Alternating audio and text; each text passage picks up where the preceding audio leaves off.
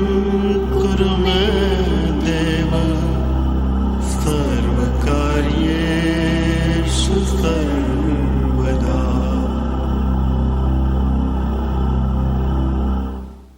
The Bhagavad Gita is a book of mankind's collected experience of and answers to life's most basic questions. Who I am, from where do I come, what is my purpose and destiny, and most practically, how do I find happiness? These podcasts originate in the lectures of Neil Bhatt, a disciple of Swami Chinmayananda. They are presented here in 20 to 30-minute segments, each covering 3 of the Gita's 701 verses. Welcome to Gita Wisdom for Daily Living. We had been discussing chapter 1, Arjuna Vishada Yoga, Arjuna's grief. And so far we have seen that the war is declared. Dhritarashtra, sitting in his palace, is anxious to know what's going on. Sanjaya is narrating what's happening in the battlefield. He described Duryodhana's state of mind, that he is very insecure and seeking for some psychological support, that everything will be okay. Bhishma, recognizing that there is no time to waste here, making Duryodhana more nervous, blows his conch and declares the war. In response, Krishna and Arjuna blew their own conches, indicating we are ready and we will be responding to your aggression very, very powerfully. We have seen Arjuna's state of mind. He is really anxious to show his prowess in war. He is the mightiest hero among all. And he had been burning to take revenge over Duryodhana. So he asks Krishna to station his chariot in a position that he can see who are those evil-minded people or ill-guided people are gathered on the other side to please that evil-minded Duryodhana. So he can gauge the situation. Like any general, as we have discussed, before he starts the war, he wants to have a complete picture of who he is facing and how he has to strategize for this war. So now, Sanjaya narrating to Dhritarashtra what's happening. Evamuktva Hrishikesha Gudakeshena Bharata Senayoho Ubayoho Madhye Sthapayitva Rathottamam. As requested by Arjuna, having situated the best of the chariot in the middle of the 2 armies, Krishna said the following to Arjuna. Bhisma Drona Pramukhatah Sarvesham cha Mhikshitam Uvacha Partha Pasyetan Samavetan Kurunite. These are the only words Krishna speaks in chapter 1. So he said that as requested, Krishna situated the chariot in middle of the army, right in front of the Bhisma and Drona, and then said, look at all the great kings are situated on the side of the Kauravas along with Bhisma and Drona, pointing out to Arjuna the enormity of the task. Do not underestimate the power of your enemy. A common mistake a hero makes is to overestimating his own power, because everybody has confirmed that you are the greatest. He had been listening all his life that he is the greatest of the archers, in his time. He is invincible. Therefore, he has slightly enhanced picture of himself in his mind, and he has been burning with this desire to take revenge. So obviously he is losing some perspective of reality. Krishna brings him down to ground and says, look at all the kings arrayed in front of you in Kaurava's army, and understand the enormity of the task. There is Bhishma, who has the boon that he can only die when he wants to. The Drona, he is your own teacher, who is obviously the mightiest archer in his own right, and then all the other Maharathis and kings. Do not underestimate your enemy. Here, Swamiji basically give us some explanation of the words used by Bhagavan Vedvyasa. Hrishikesha is used for Krishna, and there are several meanings the scholars have assigned to this word. One is the one who has control over senses.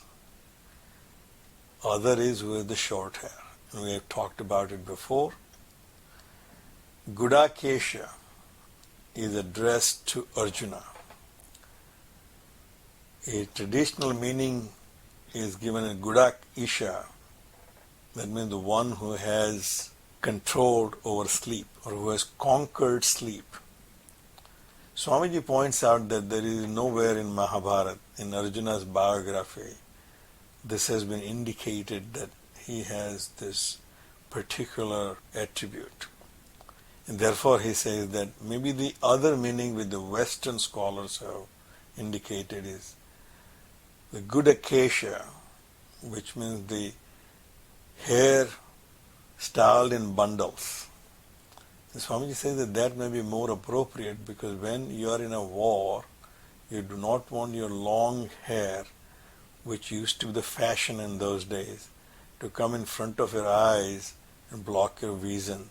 So you have to tie your hair up in a way that it is not going to come in your way. So maybe that is the meaning here for Gudakesha, but that's the name for the Arjuna. Bharata here is addressed to Dhritarashtra, because he is the king of the Bharata Khanda. Senayoho upayoho madhye sthapayitva rathottamam, the best of the chariot. Sanjaya does not leave any opportunity to impress on Dhritarashtra that what your sons are facing is not something ordinary. Best of the best is on the side of Pandavas.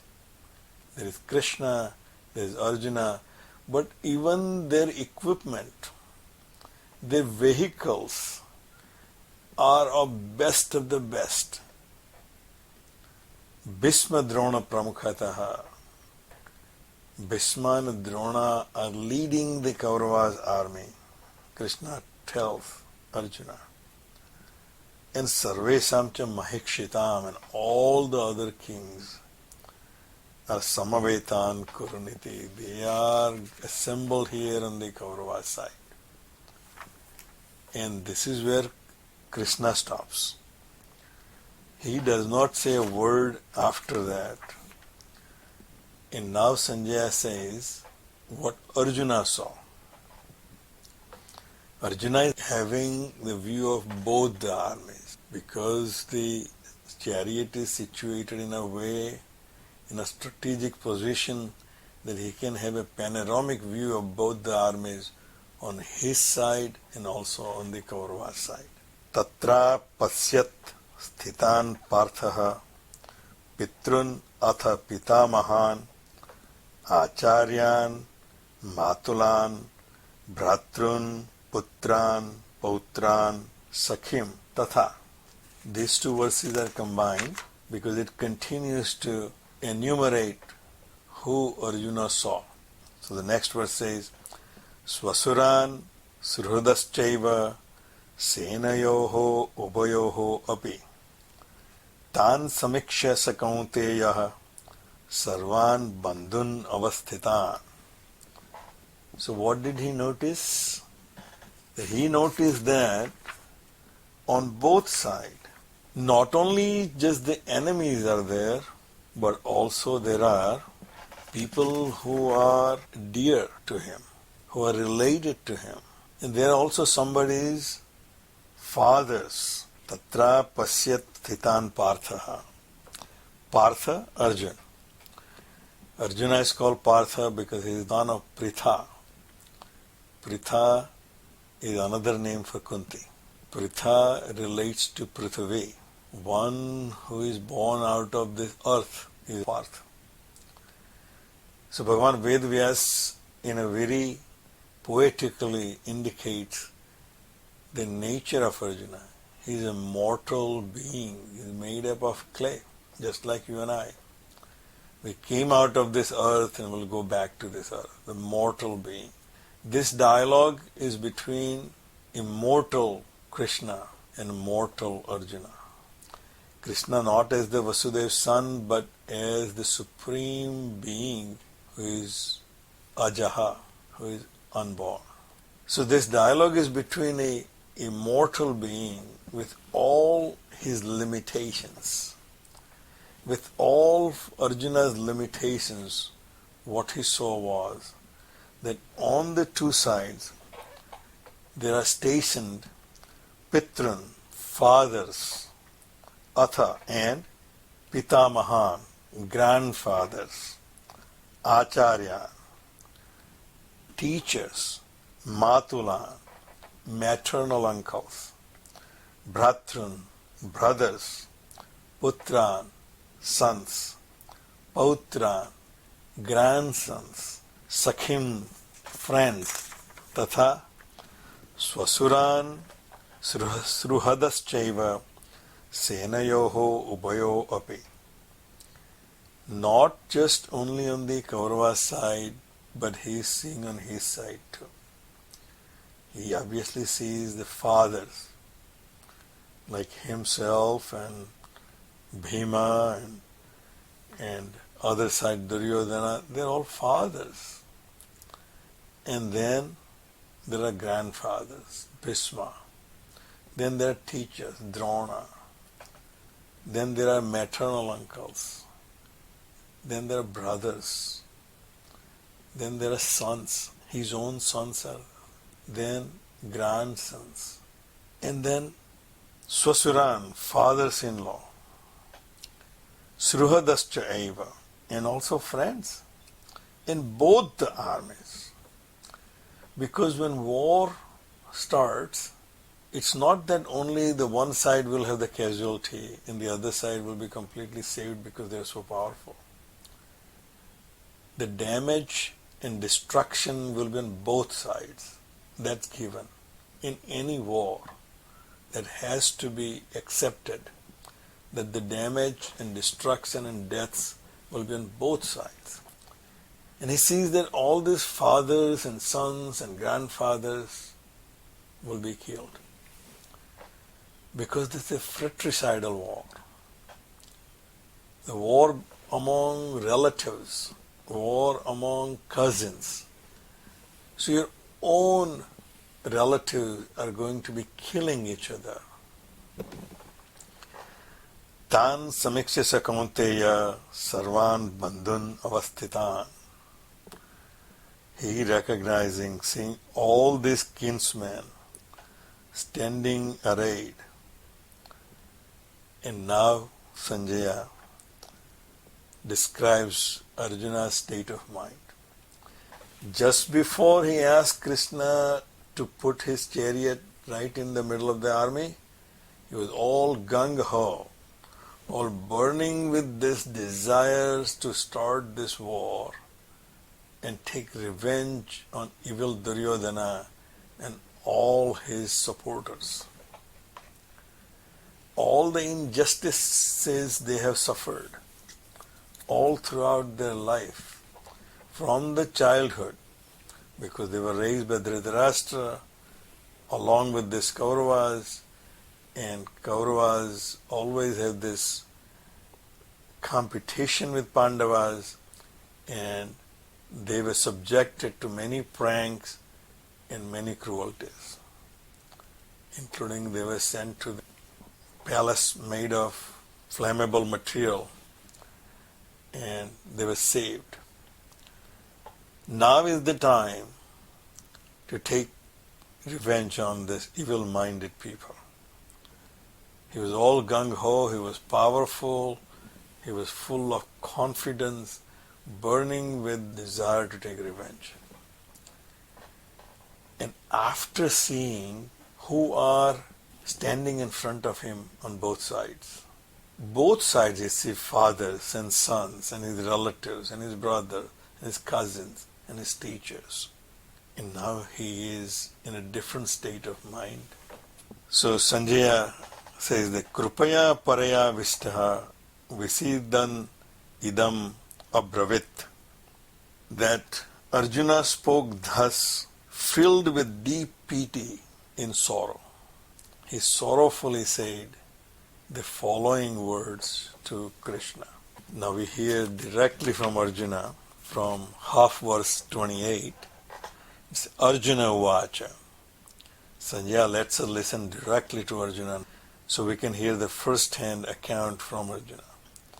Drushtva imam swajanam Krishna yuyutsam sam upasthitam sidanti mama gatrani mukham cha parishusyati. Seeing these my kinsmen, O Krishna, standing eagerly to fight in front of me. Sidanti mama gatrani, my limbs are failing. Mukham cha parishusyati, the mouth is drying. Veputhascha sarire me roma harsascha jayate. My body is shivering and my hair stand on end all over my body. He's explaining the physical conditions which is the result of his psychological state of mind. Seeing all these people, he has a nervous breakdown, and therefore he is experiencing these physical symptoms. He explained to Krishna, "O Krishna, after seeing these people, I can't stand here even straight. Forget about fighting them. I have trouble standing.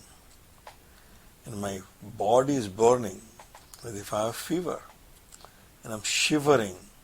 My mouth is drying. Gandivam sansrate hastat." And this great Gandiv bow I have, which I hold very mightily to fight with my enemies, is slipping away from my hand. Tvakcha iva paridahyate. And my skin is burning, having fever. Nacha saknomi avasthatum brahmativa cha me manaha. So I am unable to stand, and my mind is whirling around.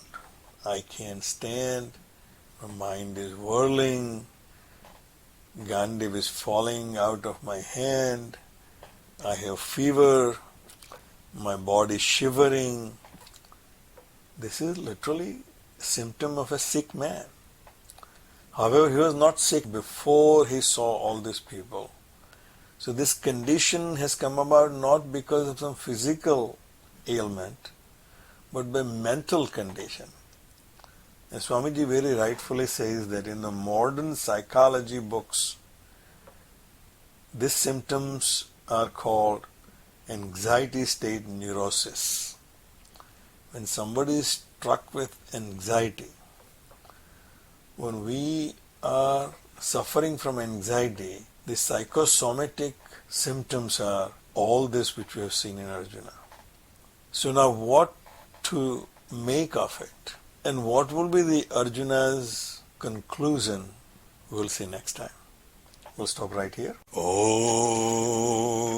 Sarve Bhavantu Sukhina Sarve Santu Niramayaha Sarve Bhadrani Pashyantu Ma Kaschid Dukkha Bhag Bhave.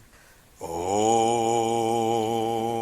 Shanti Shanti, Shanti, Shanti. Hari Om. Shri Gurubhyo Namaha. Hari Om.